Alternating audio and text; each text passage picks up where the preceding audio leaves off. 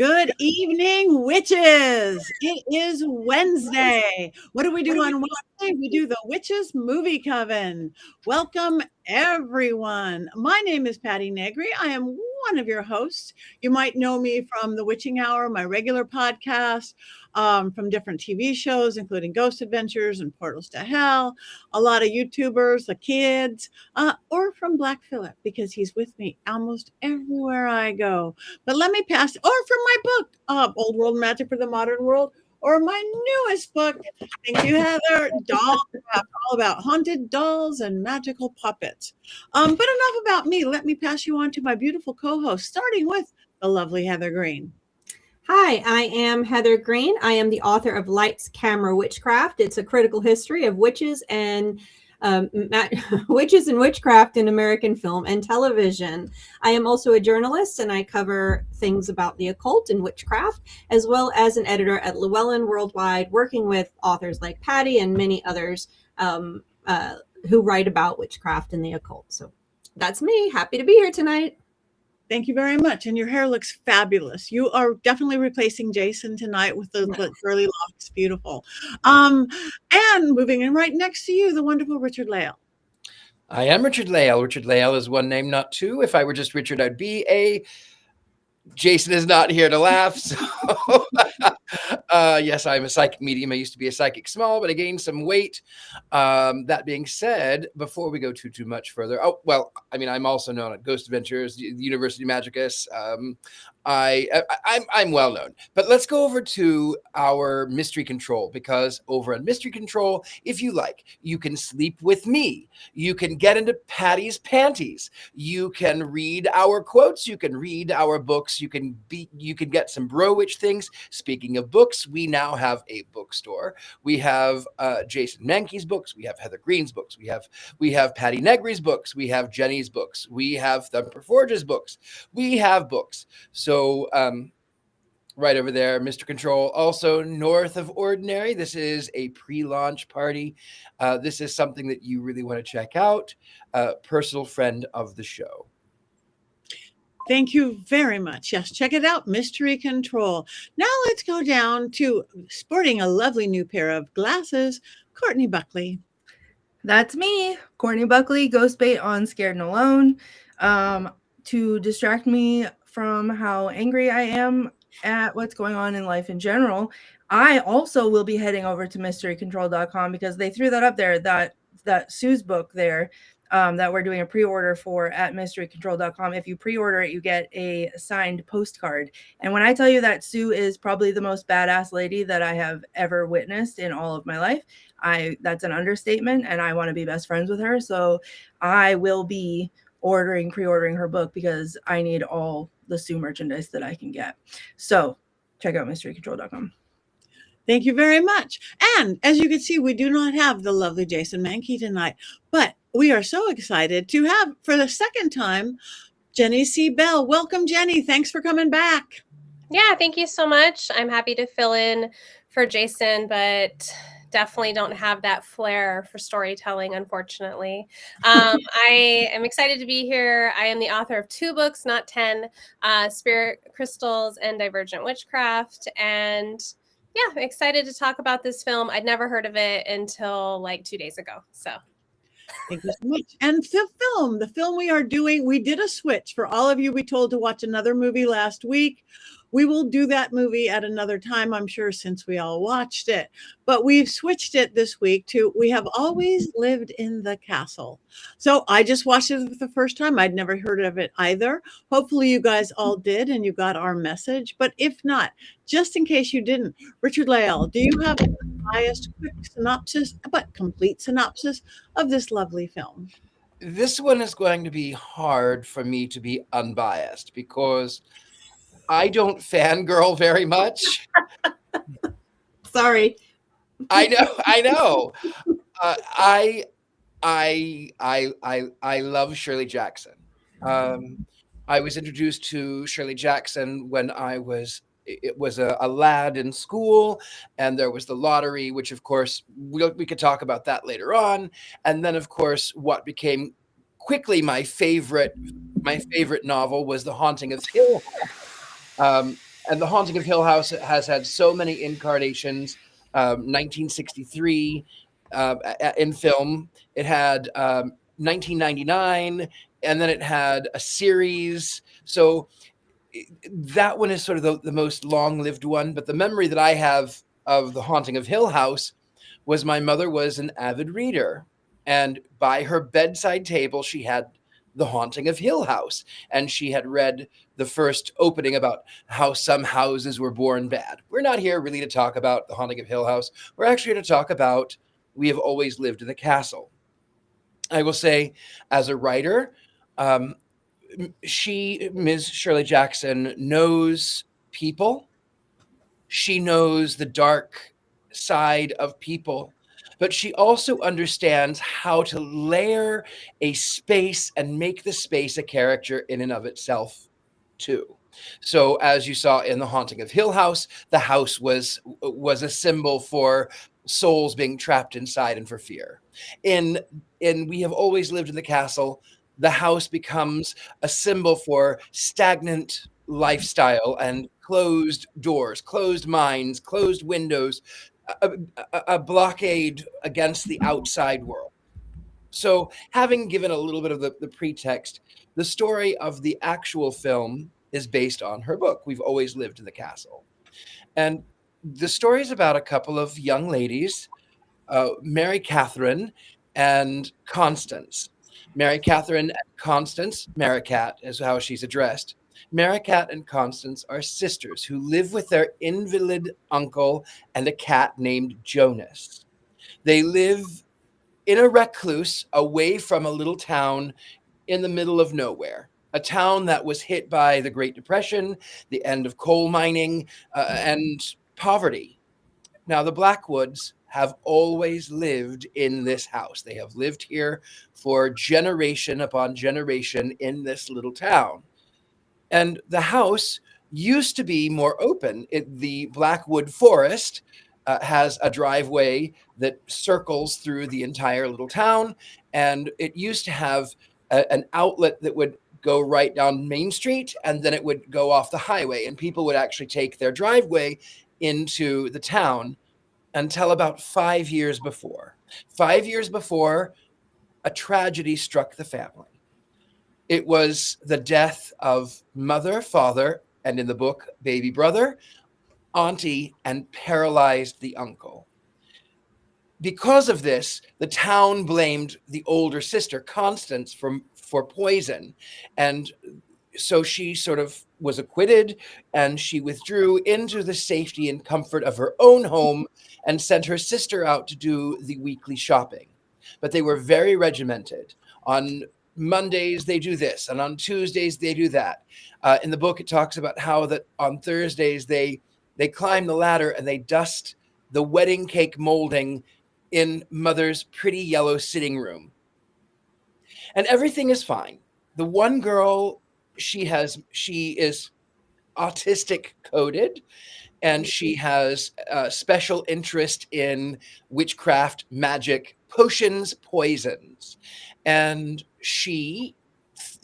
Mary Cat, will go into the village for Constance and get the weekly rations.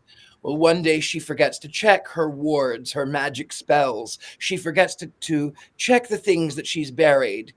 And unfortunately for her, a strange wind blew.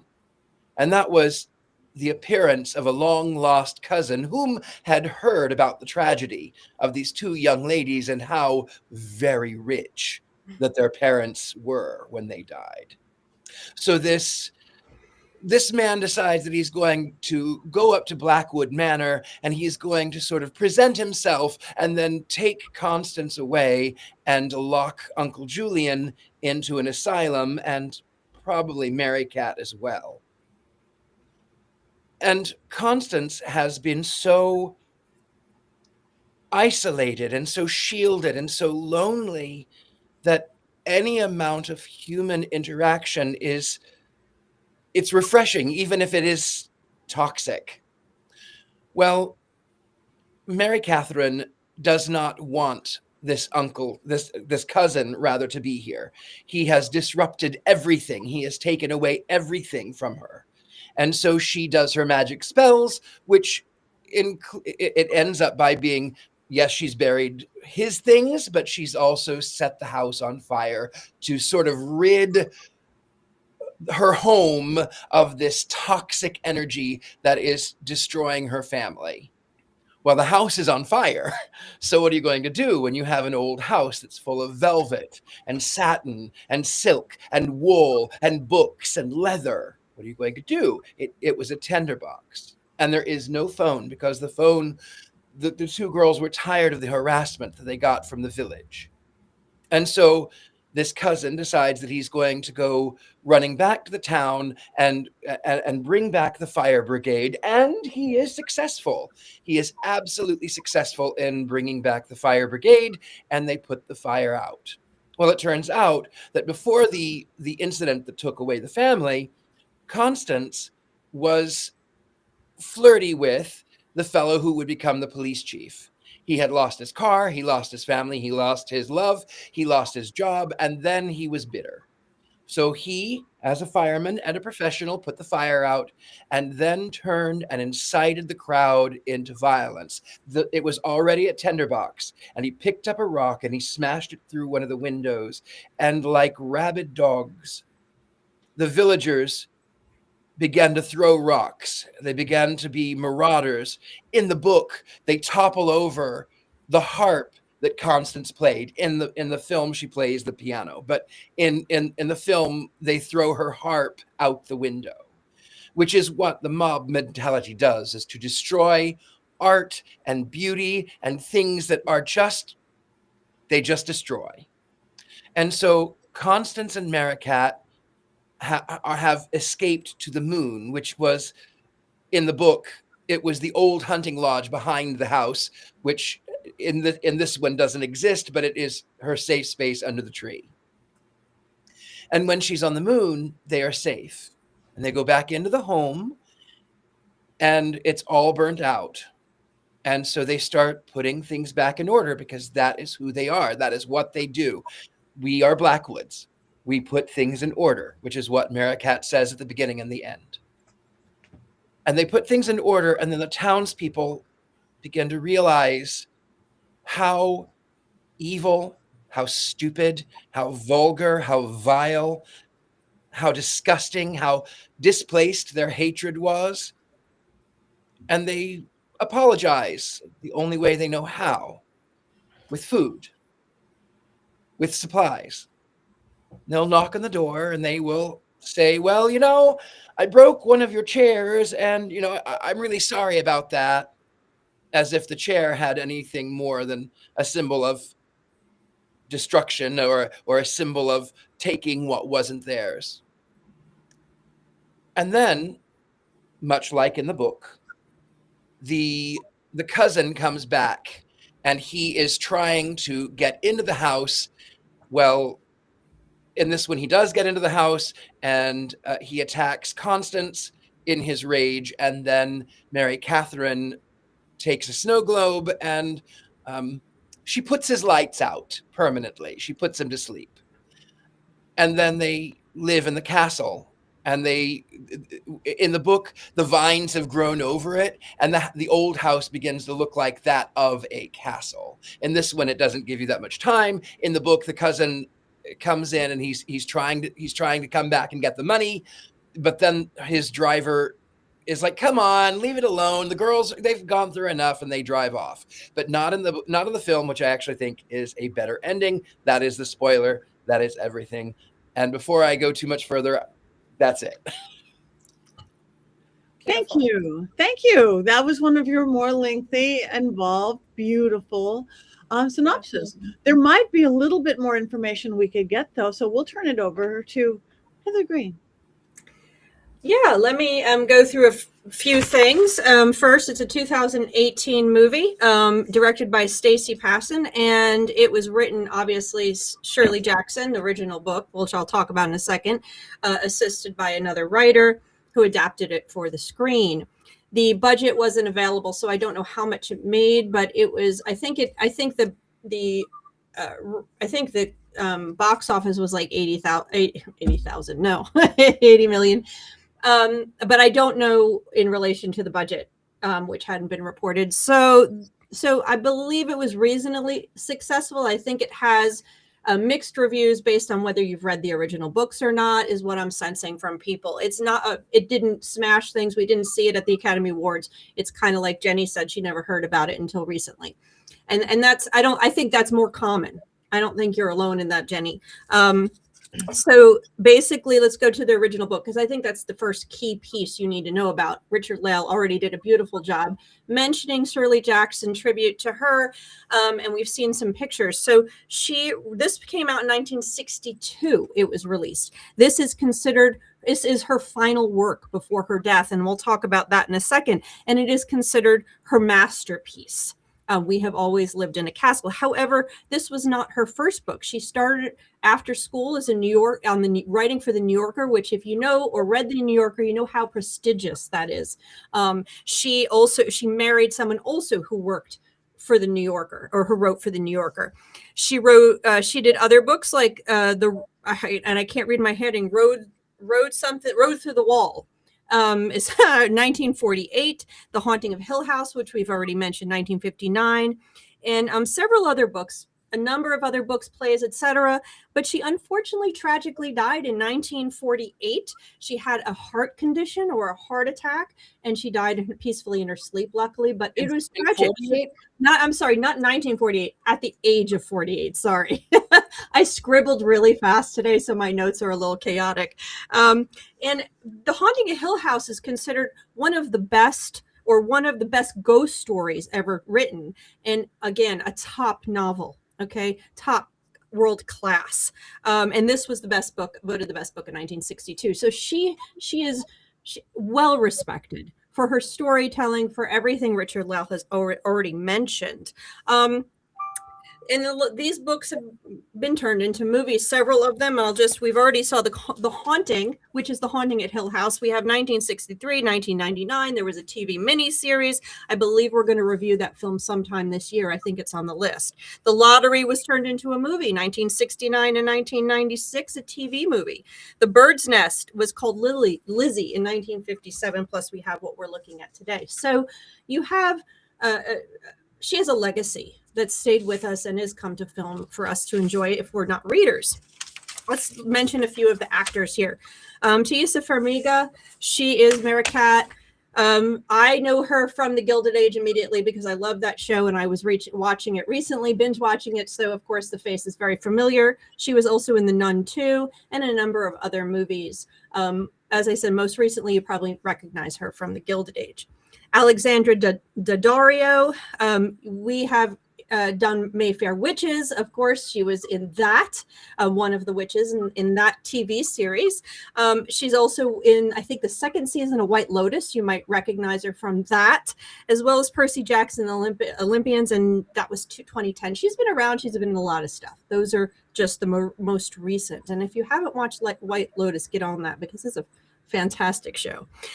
Crispin Glover, who doesn't love Crispin Glover? Of course, I see him and I immediately think of Back to the Future because I'm of that age.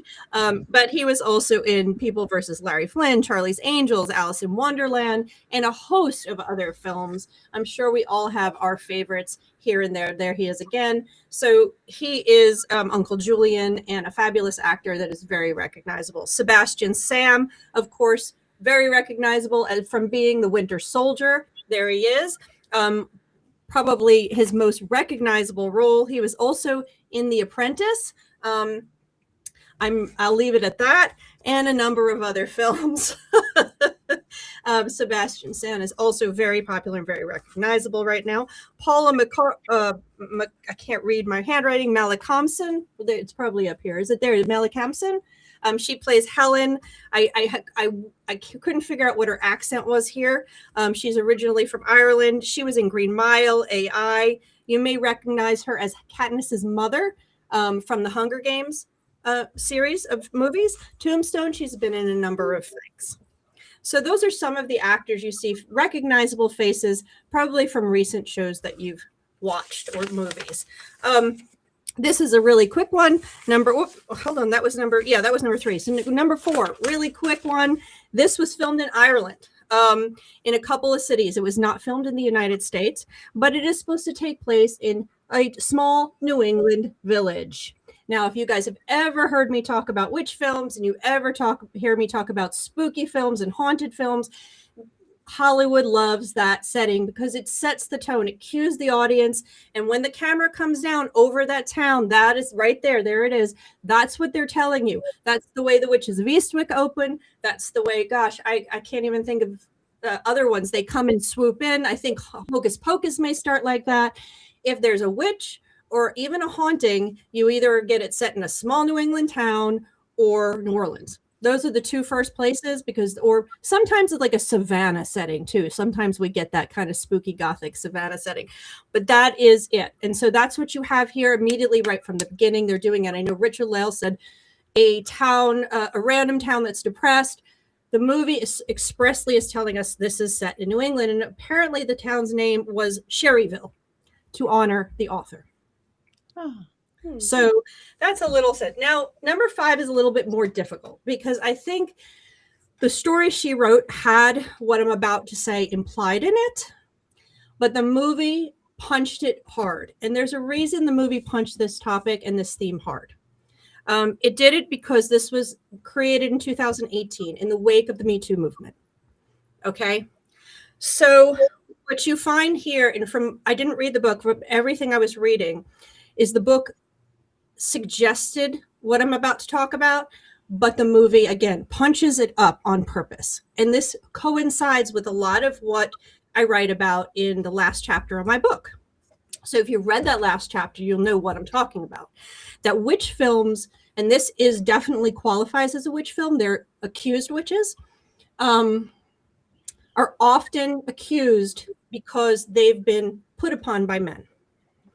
And in the 2010s, we had a lot of that, where the woman is put upon by men, to put it in a light way, and then turns and reacts against the man, commits a crime against the man, and then, of course, is demonized. Maleficent is the first one that comes to mind, not the cartoon, the one that Disney did, but there's a ton of them. You had Salem, the TV show. Over and over again. This is the story of the witch. This movie is the precursor to a witch movie. This movie, at the end, if you look at that, that is the precursor to the 2 girls becoming Maleficent, to becoming Hocus Pocus witches. Think about what happened to Hocus Pocus witches when we get their backstory. Okay, so that's what you're seeing here play out. The original, I was interested to see if Shirley Jackson had a history of abuse in her life. And someone suggested that she did have trouble in this area with her husband. And there could have been some incidents of marital rape. And that she was, some of that came out in her books. Some of why she dealt with things the way she did. And so clearly it was embedded here in the book, but in the movie, it's clear. And I put some things, if you notice, when the cousin shows up, he starts to play the role of father. There's even a point where they're dancing and the song playing is Daddy's Come to Stay. When Mary Cat is being attacked, she's yelling, Daddy, stop. Daddy, stop. She's not saying her cousin's name. She's saying, Daddy, stop. And then, of course, we learned that Candace and possibly Mary Cat had been abused by their father. And she says, thank you for saving me. And this is, like I said, it's punched up to the point where you start to get the revelation of that ending becomes very powerfully emotional and changes the film. It's not a horror film then. This is a survivor's film. And that castle was first the trap for that pain. They were trapped there with it. But then it became the cage that protected them. And they will stay there. And it's a survivor's film. And, their relationship with the house is very interesting because it was their trap that kept them as victims. But now they're glued to it. So we can talk about that thematically. And the more I talk about this, the more I'm going to start tearing up because it became very powerful. Anyway,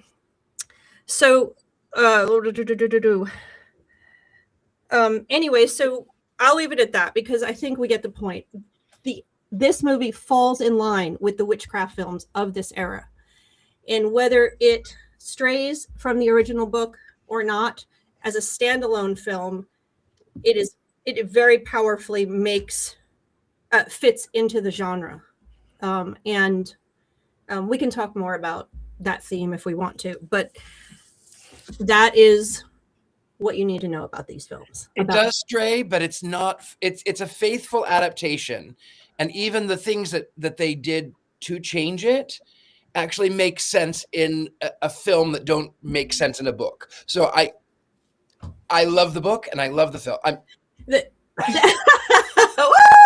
Well, I will say that if they did stray,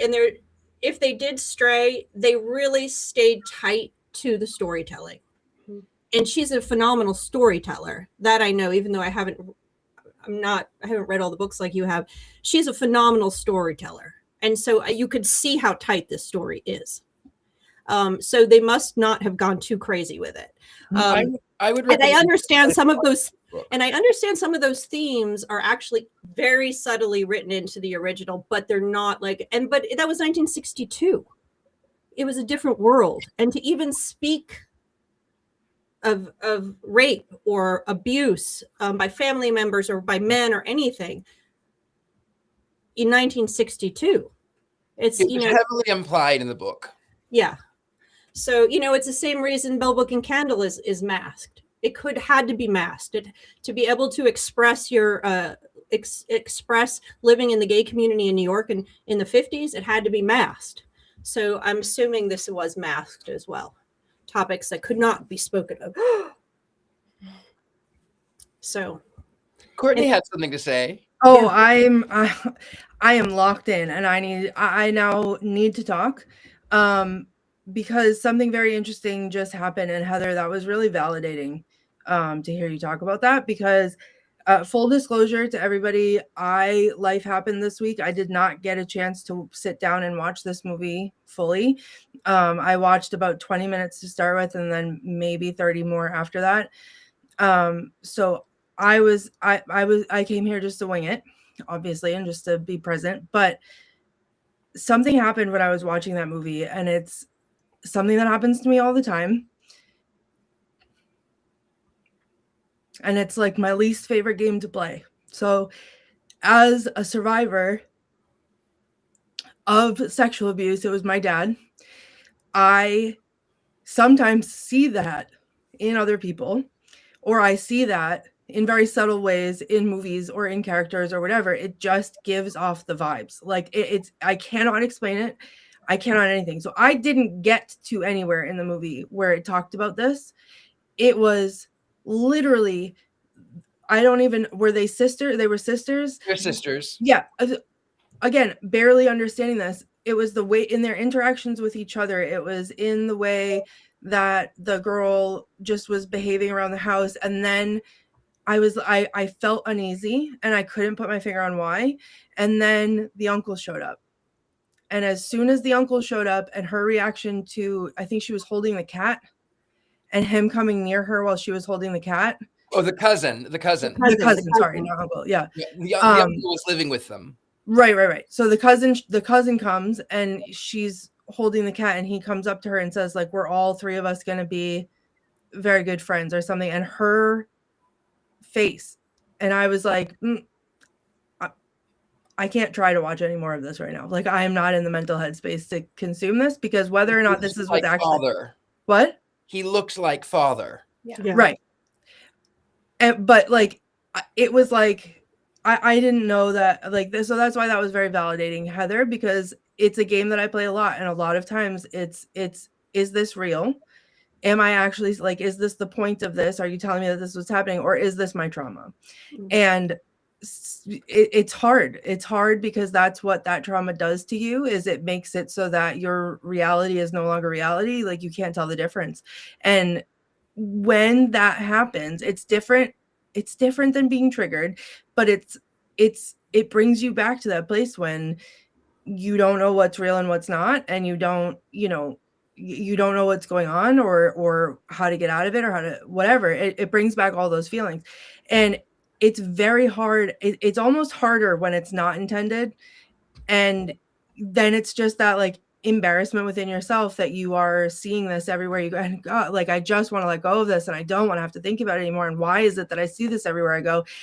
But it's super validating when it's real, and then it's like, see, I knew, like I knew, and that a credit to the writing and the actors and everything else, that I didn't get to anywhere that was implied, or didn't hear it, or didn't whatever, like I did not consume anything anywhere where that was implied, and I still knew, my heart knew.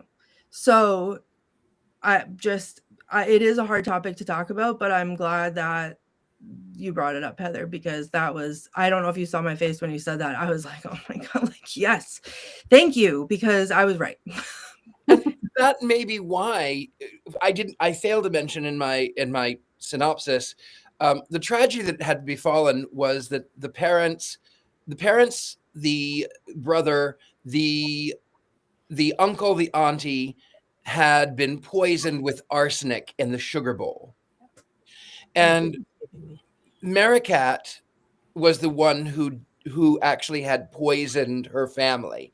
They had sent her to bed. She was a girl of about 12 or 13 years old. They had sent her to bed without dinner. Now, everything in her flashback scenes, she sees mom and dad, and father is telling her, "Oh, you're a good girl. Isn't she a good girl? She deserves everything, anything she wants." And mother says, "Yes, anything she wants." And even that gives that sort of, there are secrets that are happening. That's why he's telling her she gets whatever she wants, but then he treats her so cruelly.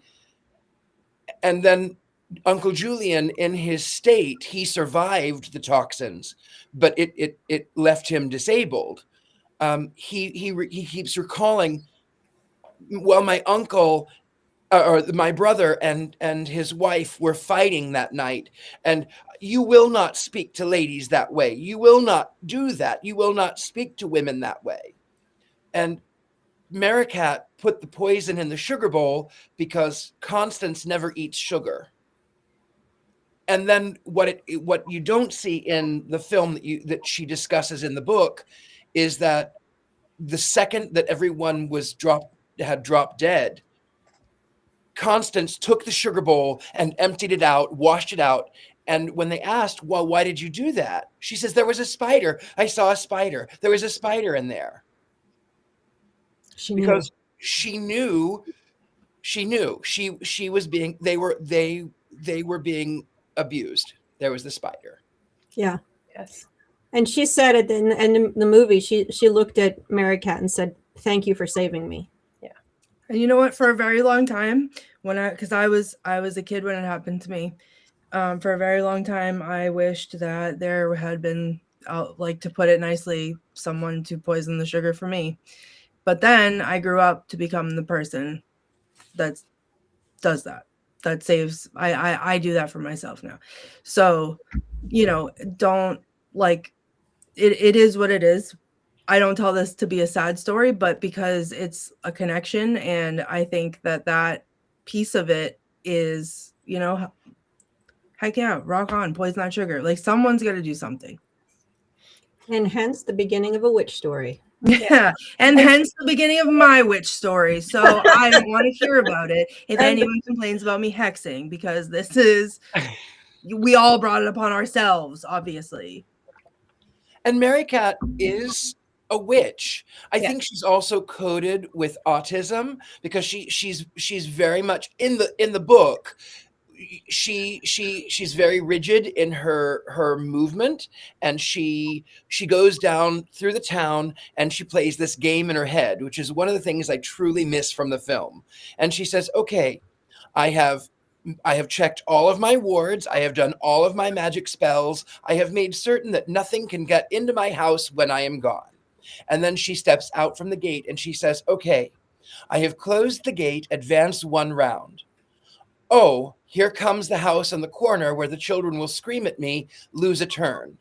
And then she gets to the market and everyone is they're sort of afraid, and she hears them sort of muttering, and then she hears the one woman whisper something about, oh, don't look at that Blackwood girl. And so she turns around and in her mind she imagines them dead. What also you fail to realize in the film, as per the book, is that when she goes back, the 2 boys that harass her the most, that was the house that used to belong to her mother. Her mother is from that village. And that is the house where her mother used to live. And it talks about how that there's an old wash bin on the front porch, and there's a car in the driveway that sits on blocks. And she turns and she says, can't you do something about those mean boys? And she imagines, well, when my mother lived here, it must have been a very pretty house. And so her mother is from that village, and she copes as much as she can. And then even in her the way that her special interests are on magic and witchcraft and poisons, and the way that she sort of doesn't understand, she can be very cold in her emotions, because it's just an outward sign of autism. And so as someone who is on the spectrum, there are elements that I truly understand Maricat, even down to the witchcraft, which is her intuitive magic is sort of how I do my magic. Yeah, I think. I again, it's got to be the writer, the characters, the development, the complexity. I don't have a scary background of abuse or anything like that, but you felt it, you saw it, you had to put into your head where it went and why it went and everything. So it kept me. I didn't fall asleep. There's my. I didn't fall asleep watching it at 3 a.m. So that was really refreshing to me. Of many of the films that we watch, the characters, the complexity, and the humanity, and what they had to do and go into. Trippy. I don't. The whole style. It was like a painting. The whole thing was like a painting. Color was beautiful. Yeah. So somebody else jump in. That's all I want to jump in right there. Sure, yeah. I wanted to talk a little bit about the ending, but before I get to that, I put on my literature major hat. I was like, I'm just going to put this film on while I edit. And then like 10 minutes in, my husband's like, I need to leave because it's distracting me, because he's already sucked in. He's supposed to be working. I had to close my computer and I was like, this is Shirley Jackson. Like they never read the book, but I'm like watching this. I'm like, this has got to be a Shirley Jackson story. Like immediately I felt like it's her writing. And then so I'm on my phone. I'm like, like it was just such like a, okay, like I knew. And I do have it on hold at the library. I can't wait to read it. So as you're explaining it, Richard Lale, I'm like, oh, like you're making me want to read it all the more. So can't wait. It's coming. I'm going to read Wuthering Heights because of that movie. And then totally going to read this one next. I've read this one like 4 times and I yeah. Well, I used to teach The Lottery. That was one of my favorite short stories to teach, because I was teaching it at the time when most of the kids had read The Hunger Games, which is so similar. And they'd be like, wait, like which came first? I'm like, Shirley Jackson, baby. Like she came first. And so then they would really get into her. They like loved, it was like fun too when you get to teach something scary. Like I love teaching her and I love teaching Poe, because like it gave me a reason to be like myself, really. But yeah, so I want to say like it really sucked me in. Part of why I think I never heard of it is because it stars women and it's a women's story. I'm just going to say, I feel like that happens all the time. I'm like, as a woman who's raising a woman, I'm constantly like trying to find films, and have been doing so since she was a little girl, where women are the main characters, where women don't need rescuing. And it's hard. There's a whole book called Cinderella Ate My Daughter. And it's all about that. And it's about trying to raise like a feminist girl and trying to like not do all Disney princess, and made me turn a lot to anime. So that's probably why I didn't hear of it. It's a women's story, and that often just gets like no awards, no praise, doesn't get pushed out as often. And so I was pleasantly surprised by like how well it was done. But I did want to bring up the ending. So the house, as you explained, like goes up in flames, right? So in witchcraft, we use fire a lot to purify. And then they clean everything and they both wear pure white. And I think that I was like, oh, like I loved the ending to that because it was unexpected. Like you think they're going to don black and maybe be mourning their uncle because that's what they're supposed to do, or whatever. So I wanted to bring it up to everybody that like saw the ending. Like, why do you think that they chose to have them wear white? And also, is that in the book?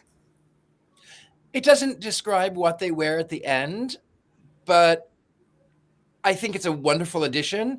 The house burns, absolutely, but it doesn't talk about their wardrobe when they're cleaning the house. So I think it's brilliant. Yeah, I thought it was interesting choice. I think it's a starting fresh, almost the same way. And I keep going back to Maleficent because there's so many stories at this point that are exactly like this theme, where the women are abused and then they go through a transformation and then they start their life fresh. Now, of course, Maleficent goes from brown clothing through into the black true witch form as her new beginning. But here you have white. White is a color of ritual in many religions, and also purity in Christianity and main culture. So I think you have a bunch of stuff. I think it's interesting. I think their use of color and costuming is phenomenal throughout. If you notice, Mary Cat is always in sort of patterned and muted colors, whereas Constance is always in these bright colors, setting her off, greens. You have so much color. But the ending I have mixed feelings about, because you have this empowerment, yet you have the house as the trap still. This is the place that trapped them into their abuse. So are they trapped there and they feel like they can't get away because that's sort of being attached to your abuser type of situation? Or is it that it's now been burned and now they're reclaiming the space? I think it's more that one, because in the book it expressly talks about how the time goes on and the vines have overtaken the home, and now it looks like a castle that she always wanted. Now they're Elphaba. Mary Cat says she always wanted to live in a castle, and the house was a mansion, but it was a typical Victorian mansion, not like this Georgian mansion that's in the film, which is definitely very very Irish or no, it was in the book a Victorian mansion with a tower, the mansard roof. Like it's so American, imperialistic.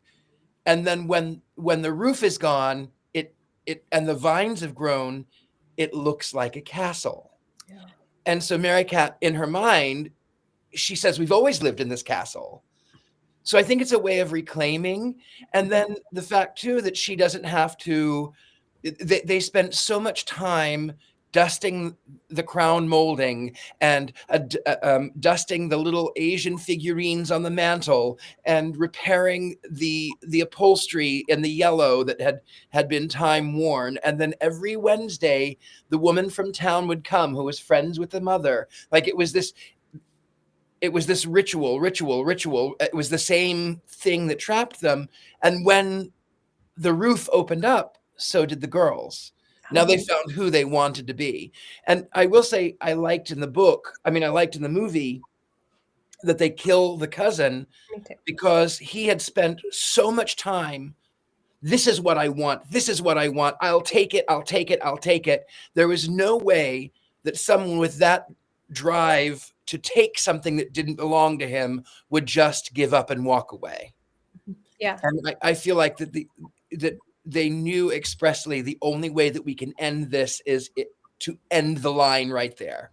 Yeah. I also have to say, although I didn't see the ending, but from the way that everybody's describing it, like from a trauma standpoint, if you're lucky enough, and if you're lucky enough, if the cards have been drawn right, if you do the work in the way that the work needs to be done in your brain, whatever it is, there can be that moment where you have that, I just burned my whole world down and I reclaim myself. Mm-hmm. And and you take that power back away from the abuse or from the abuser. And whether that's cutting toxic people out of your life or, whatever version of that it is for a person, that's a very powerful moment in trauma therapy, in overcoming that. And I love, like, I again, I didn't see it, but that's what it feels like, the way that you guys are describing it. And that's so empowering, and that's so beautiful. And that's supported by that very last moment with Mary Cat, when the boys, the whole movie, Mary Cat is terrified of the kids that make fun of her. Terrified. She shrinks and she walks like this. At the end of the movie, when the two boys start yelling and yelling and yelling, she throws open the locks and opens the door and stands there, and they run. So that kind of, she's taking the house back. She's taking the land back. So the house has a definite boundary role, that we have here. And I think it's a very interesting use. Of course, that's coming directly from the book writing, but it was used and they did it, and they show that scene right there. And in Speak to Courtney. The architecture aspect of it as well. So being a big Second Empire mansion that I love, this is a Georgian mansion. This is an 18th century mansion. It's not the one in the book, but in the book, Uncle Jillian and the auntie, who's never named to my knowledge, they were staying in one of the guest suites, one of the guest rooms. And then after the poisoning, Uncle Julian had to take the morning room. And a morning room, it's the room off of the kitchen. It's where the family can gather. All of the rest of the rooms in a Victorian house are formal. Everything is formal. Everything is rigid. The doors are closed sensibly. The windows are latched sensibly. The drapes are pulled in a certain way. Everything is so rigid. But in the family room, which is right off of the kitchen, it's where you don't have to sit so straight up. You can lounge a little bit. And no one goes back there but family. But after Uncle Julian gets sick from arsenic poisoning, he can no longer go upstairs. So he can no longer be part of that group. But the girls, they still sleep in the same rooms. And ironically, father's room was different than mother's room. Because in those days, when those houses were built, husbands and wives did not sleep together. It was common. And so that yes, allowed for privacy, but it also allowed for a lot of other things, a lot of sort of close separation. So Uncle Julian was moved from the top floor down into the morning room. Uncle Julian dies, and now the girls move together into the family room where they can be comfortable. Mm-hmm. Yes. And that's not mentioned in the film, but it is in the book. Interesting. It's suggested in the book, and I had a question. I'm like, wait a minute. They said they can't go upstairs yet. There's a bedroom, but they didn't actually explicitly. That wasn't clear. So thank you for clearing that up. Mm-hmm. Now explain to me what that accent was the neighbor was doing that kept showing up. Well, I don't know about that. I don't know what accent that was. I think it was supposed to be Boston or something. I don't know. What I do think is funny, though, that also is something that is missed in the book. So the neighbor comes up with this friend, this companion, who shows up unannounced for tea. As she, the woman has been coming for years for tea on Wednesdays. Every week she comes to tea. Well, this time she brings her friend along, and at first, they played it all right. Uncle Julian comes in and he talks about the poisonings, all of these things. In the book, though, Mary Catherine goes in to get the sugar bowl, and she says to the woman that she doesn't like, she says, "Why are you here in my house?" She says, "Yes, they poisoned the sugar. Would you like some sugar?" And the woman's teacup, Shirley Jackson, she's like, "No, I think I'm fine. I think I've had enough." And that's when Uncle Julian comes in. That part was omitted, I guess, for timing issues, but it was. She talked about her hand sort of shaking and the clinking of the cup, and then sort of pushing it away, and then going off with Uncle Julian. Yeah. Thank you. All right. Well, does you want to see the rest of the movie now, Courtney? When and if I'm in the right headspace, yes. I mean, I think I'm not in the right headspace right now, so I'm not mad that I didn't finish it, but at some point, yes, very much so. On that, do we happen to have any quotes on this? I do have one. Full disclosure, I pulled it from online. But let's see. It is the opening line, and it just felt kind of in line with my brain this week, so I'm going to read it. But it is the first lines in the movie, which is, "My name is Mary Catherine Blackwood. I am 18 years old, and I live with my sister Constance. She is the most precious person in the world. The Blackwoods have always lived in this house. We have never done anything to hurt anyone. We put things back where they belong, and we will never leave here, no matter what they say or what they do to us. Never. But a change is coming. And no one knows it but me." Thank you. Thank you very much. Right. Any more to discuss? Are we moving? Do we have a Mankey moment? Is somebody filling in for Jason? Nobody's filling in for Jason. Okay. No Mankey maybe minute. No blonde locks. So I guess I know this film, so I know this book so well, but I don't have a Mankey movie moment. I don't have one. I think you're in the big square now, which means you're supposed. I'm pretty sure. You're I right. think I heard That's production right. Okay. just say. All right. Wing it. Let me put on my Jason Mankey. I wish I put had on some. you, Jason. Oh my God. It's not golden locks. All right. Let me get into it. Okay. So, hi, I'm Jason Mankey. I wrote 10. I have paint on my hands. I wrote 10 books with 10 books. Anyway, so how do I write about a film that is so heavy? You know, we live in a dark time. There's a lot of things that are happening around in the world, and it really makes us so that we don't know what we're going to do or where we're going to go, and we feel that the world is oppressing us. And the one thing that ties us all together is that no matter what, we are all humans. There's one race, it's the human race. And whether we go back 2 days ago, whether we go back 50 years ago, to 100, to 1,000, however long it was, the one thing that binds us all is that we are human. And the human experience is different for everyone, but it doesn't mean that empathy should be. Film transports us to a different time and a different place, and it brings us together, and it gives you inspiration.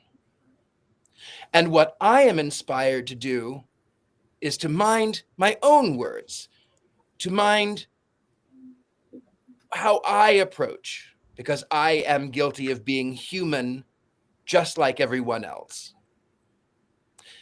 With that, we have always lived on Witches Movie Coven. Nicely done. Nicely done, sir. Richard Lale, that was beautiful, despite the ferns.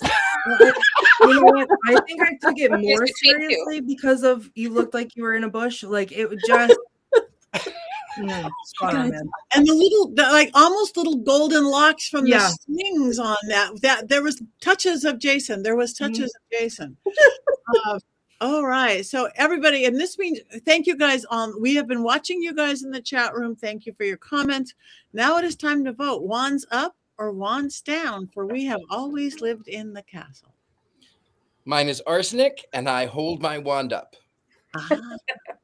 We are unanimous wands up. Okay, let's see. That is rare for us, especially these days. Let's see what everybody in the chat room has to say. We'll go into killing trees. Oh, You know, I almost said it, but I thought in my brain, Colin's got my back. He knows what I'm thinking, so. wand is way down. Robert's got a way down wand. Okay, yawn, appropriate horns. We got horns up, gold wand up. Okay, Robert, without having to explain, do you want to say why it's a super wands down? Was it just the heaviness of the movie or what? Anyway, just as valid as all of ours. Up, wands up for a movie I did not watch. That's thankfully by the sound of it. Wands up for the movie and up. So up is definitely windy. The down is a very distinctive down. And what are we going to watch next week? Brace yourselves, everybody, because it's time for Wicked 2. Yay! We are going to lighten it up. Yay! Yay! Why not? It's sort of the same topic. It's the second half. If this one had a second half, it would be, if there was a second one, it would be Wicked 2. Okay, there we go. I haven't seen it yet, and I'm a big fan, so I finally get to watch it. I'm sure I will stay awake. So you guys, everybody go watch Wicked 2. Wands up, I love it. Did Robert did not watch it earlier? It sounds great. Okay, so it's a secret why Robert is. We have one wrong wands down, but he is an avid one of us, so we love you anyway, Robert. No hexing today because life's too scary to hex today. Oh, well, that's not true, actually. There has been some hexing, maybe not today, but I have done a freezer spell within the last several days, very violently with spit involved, for things that may or may not belong in a freezer that have been put back in a freezer. So very violently. Not towards any of us, though. No, just but I used up all my hexing anger, so there's none of it for this movie, but because I used up all that energy already. So everyone in the comments is safe whether they agree or disagree. I don't have the energy for it this week because I put all that energy into a freezer spell. So okay, good for you. Again, yes, there's so much other to worry about these days. And what we are doing, and we are being very good. And that's it. We have 3 minutes left. So I think it is. I have Peacock, so I could watch Wicked 2. Haven't seen it yet. I don't know where I'm going to watch it, but I'll watch it. It must be everywhere. I know we check those things out. So I have something to promote. Oh, that's what I knew. You guys, sleeping at 3 in the morning. I have not brushed my hair today. I forgot what we're doing. So what do we have to promote? Go, Courtney. Well, as everyone knows, I work for a tour company in Salem. And as everyone else knows, love sucks and Valentine's Day is stupid. So I wrote the anti-Valentine's Day tour along with, some other fine folks at Salem Night Tour. And we are presenting it this year on the trolley. So you can come and visit us. If you go to salemghosttours.com, you can look up tickets. But just to give you the little rundown, it is back and more bitter than ever because this is not our first year doing this. The Anti-Valentine's Day Tour, the only after dark trolley ride exploring romance gone wrong in Salem's twisted history. It returns gothier, gloomier, and laugh your guts out funnier. Come be miserable with us during the first 2 weeks of February, whether you're on a solo date, trying to impress your new ghoul friend, unhappily married, or having a single witches night out. It is the perfect pity party. You will begin your evening in the Halloween Museum gift shop, ideal for spooky photo ops, pre-gaming with hot chocolates, and glaring at other guests, which is my favorite part. Then your glamorous guides will arrive to invite you aboard a Salem trolley decked out for the occasion. From there, just sit back, relax, and enjoy tales of love gone way, way wrong as you explore the historic districts of Witch City in style. This event does sell out every year, so get those tickets. Again, salemghosttours.com. And it's the perfect night out for couples, singles, exes, thruples, divorcees, friends with benefits, friends without benefits, and hockey rivals with sizzling hot romantic tension. So enjoy and come check us out. And if you do decide to check us out, you may see me down there causing all kinds of trouble and making horrible jokes about how love is stupid. And you can come and help me make fun of it. And be careful when choosing your ticket. Look very carefully and make your decision very wisely because you may or may not be called out for that. So just keep that in mind. That's my favorite part. Thank you very much. Okay. Anybody else have anything coming up that they want to talk about this next weekend? I'll just jump in real quick. And before I mention, I know we're running late here, but I just want to mention somebody asked about Sinners winning the Oscars. We are going to be doing a special Oscar episode you can see on March 11th. So we'll talk about our favorites and our worst and our all of that stuff on March 11th. So that's our special show. And we'll definitely rock in our hopes for Sinners, of course. At least that's my opinion. But I am going to be at Sacred Space and Between the Worlds in Maryland.